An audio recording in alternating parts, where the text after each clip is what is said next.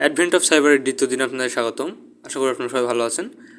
তো আজকে যে মডিউল সেটার ভিতরে এটা রাখা হয়েছে লার্নিং অবজেক্টিভ। যদি আমরা দেখি কী কী আছে, সেটা হলো get a introduction to data science. Data science সম্পর্কে একটা ধারণা দেওয়া হবে। Gate a gentle we promise introduction to Python. তো এখানে পাইথন নিয়ে একটা মডিউল রেখেছে এবং মেইনলি এটা হলো লগ অ্যানালাইসিস নিয়ে।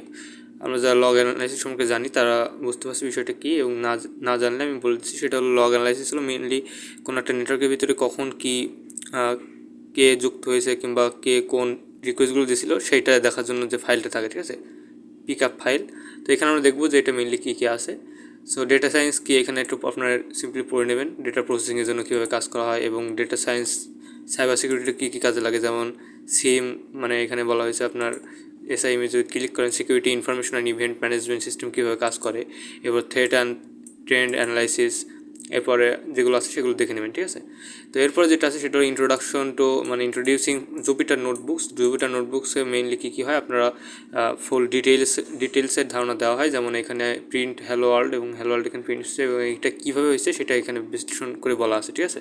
এটা খুবই ভালো একটা টুল হ্যাকারদের জন্য, সেই জন্য মেইনলি ট্রাইহ্যাকমেটা এখানে রেখেছে।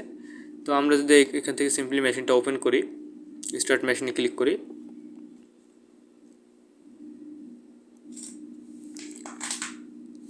ওকে। তো এটা 1 মিনিট মতো টাইম নেবে। তো আমরা নিচে একটু দেখি। ওকে, তো জুপিটার নোটবুকের ভিতরে এখানে পাইথনের একটা মডিউল দেওয়া আছে। পাইথনের ভেরিয়েবল সম্পর্কে ধারণা দেওয়া হবে এবং এখানে 2-3টে ফাইল আছে, যেমন কনসোল আছে এবং এখানে আইপি কার্নেল এগুলো আছে, এগুলো দেখতে হবে। এবং এর ভিতরে মেইনলি যেটা আছে সেটা হলো ফাইল এক্সপ্লোরের ভিতরে ক্লিক করলে ক্যাপস্টোন আছে, ইন্ট্রোডাকশন টু ম্যাটপ্লটলিব এবং ইন্ট্রো টু প্যান্ডাস, ঠিক আছে। প্যান্ডাস মেইনলি একটা লাইব্রেরি ফাংশন যেটা হলো পাইথনের ভিতরে থাকে, এবং ইন্ট্রোডাকশন টু পাইথন। ওকে, তো ক্র্যাশ কোর্স হিসেবে দেখতে পারেন, তার কারণ যতটুকু আজকে লাগবে সেই পর্যন্ত ধারণা এখানে দেওয়া আছে, যে এতটুকু যদি আপনি জানেন তাহলে আপনি এই কাজগুলো করতে পারবেন। ওকে, সো এর ভিতরে আরেকটু কিছু আছে, যেমন এখানে কন্ট্রোল এস এর মাধ্যমে সেভ করা হবে এবং কোনো একটা সেল মানে সেল রান করার জন্য এখানে শিফট এন্টার ক্লিক করতে হবে, শুধুমাত্র এন্টার ক্লিক করলে হবে না, ঠিক আছে। তো এইগুলো লেখা আছে। এবং প্র্যাকটিক্যালের ভিতরে আমাদের পাইথন 3D ক্র্যাশ কোর্স আছে এর ভিতরে। তো পাইথন মেইনলি যে কাজে লাগে, যেমন ওয়েব ডেভেলপমেন্টের ভিতরে গেম ডেভেলপমেন্ট, এক্সপ্লয়েট ডেভেলপমেন্ট, মানে এক্সপ্লয়েট মানে যেটা মেইনলি কোনো একটা ভালনারেবিলিটির ব্যবহার করার জন্য যেটা ব্যবহার করা সেটা হলো এক্সপ্লয়েট, এবং ডেস্কটপের অ্যাপ্লিকেশন বিল্ডের জন্য, যেমন আমাদের এখানে অনেকগুলো ডেস্কটপের ভিতরে অনেকগুলো অ্যাপ থাকে যেগুলো পাইথন দিয়ে বিল্ড করা থাকে, এরপরে এআই এর ক্ষেত্রে এবং ডেটা সায়েন্সের ক্ষেত্রে। তো আমরা একটু নিচে যদি দেখি, এখানে আছে প্রিন্ট হ্যালো ওয়ার্ল্ড, এবং প্রিন্ট লেখার পরে দুটো অ্যাপোস্ট্রফি কমার ভিতরে যা লিখবেন পরবর্তীতে সেটাই প্রিন্ট হবে, ঠিক আছে। এটা এখানে ধারণা দেওয়া আছে। এরপরে ভেরিয়েবল সম্পর্কে ধারণা দেওয়া আছে, লিস্টিং সম্পর্কে ধারণা দেওয়া আছে, ঠিক আছে।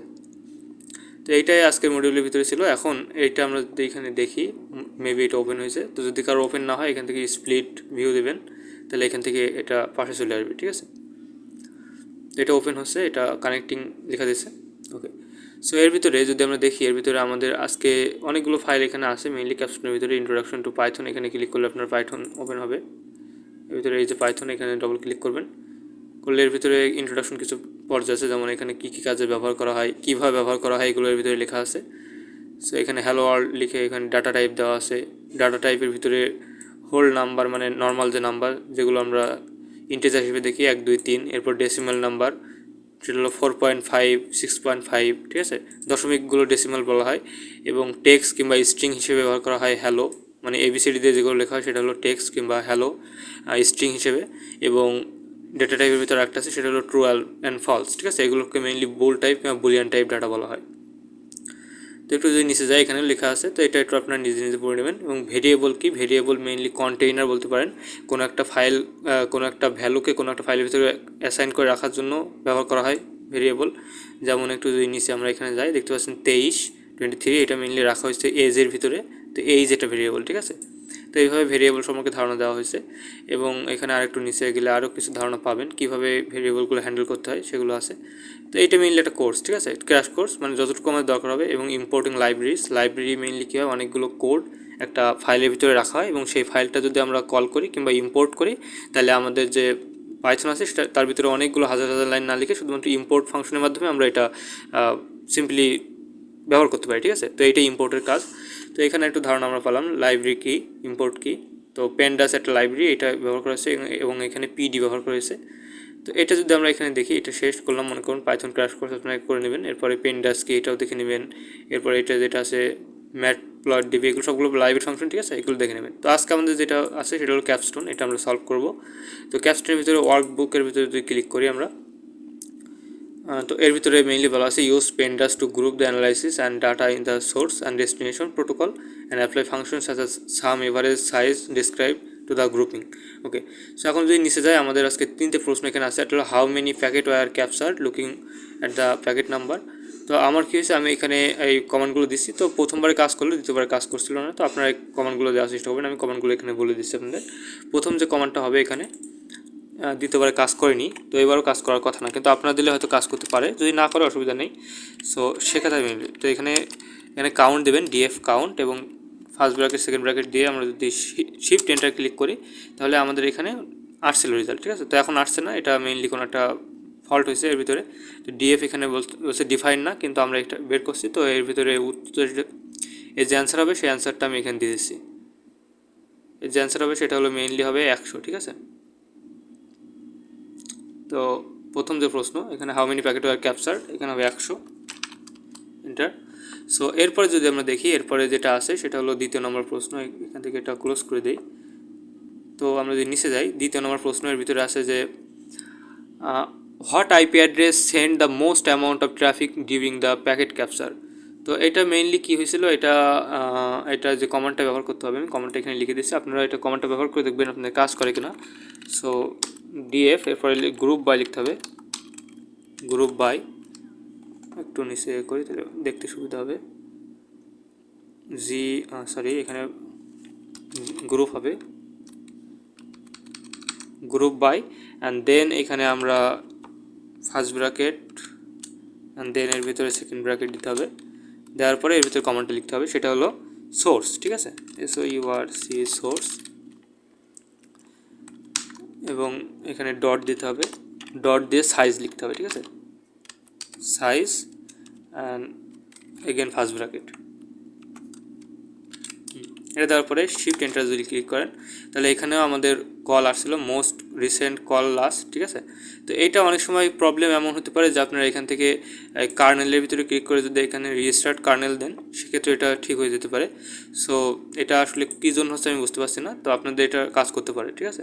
তো এই ক্ষেত্রে আমার যেটা হয়েছিল সেটা হলো এই সোর্স লেখার পরে আমার এখানে অ্যান্সার আসছিল, মোস্ট আইপি অ্যাড্রেস আসছিল 10.10.1.4, ঠিক আছে। তো এটা আসছিলো, আমি এটা সাবমিট করে দিলাম, হ্যাঁ এটা ঠিক আছে। তো এমন হতে পারে যে আমি রুমটা হয়তো বা মানে আবার রেজিস্টার দিয়েছি, এই জন্য মেবি এইটা হয়েছে, ঠিক আছে। তো আপনাদের এমন না হতেও পারে, ঠিক আছে। তো what was the most frequent protocol, তো এই ক্ষেত্রে আমরা যে কমান্ডটা এখানে ব্যবহার করছিলাম 4 নম্বর কোশ্চেনে, এখানে যদি আসি 4 নম্বর কোশ্চেনে আসি, এটা মেনলি 3 নম্বর কোশ্চেন। তো এখানে আমরা দিয়েছিলাম DF.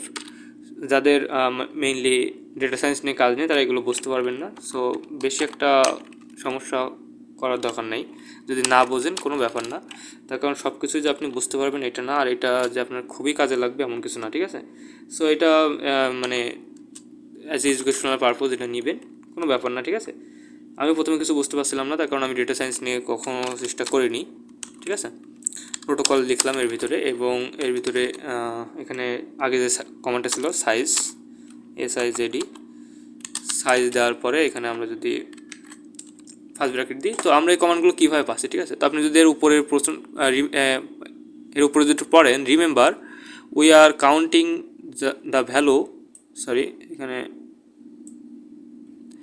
Values there in protocol column, ঠিক আছে। তো এখানে বলা হচ্ছে যে এটা প্রোটোকল কলামে আছে, তো প্রোটোকল কলাম আমরা এখানে দিলাম প্রোটোকল অ্যান্ড সাইজ।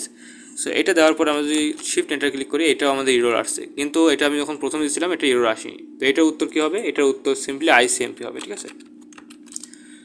তো আশা করি ভিডিওটা ভালো লেগেছে, যদি ভালো লাগে অবশ্যই লাইক শেয়ার সাবস্ক্রাইব করবেন।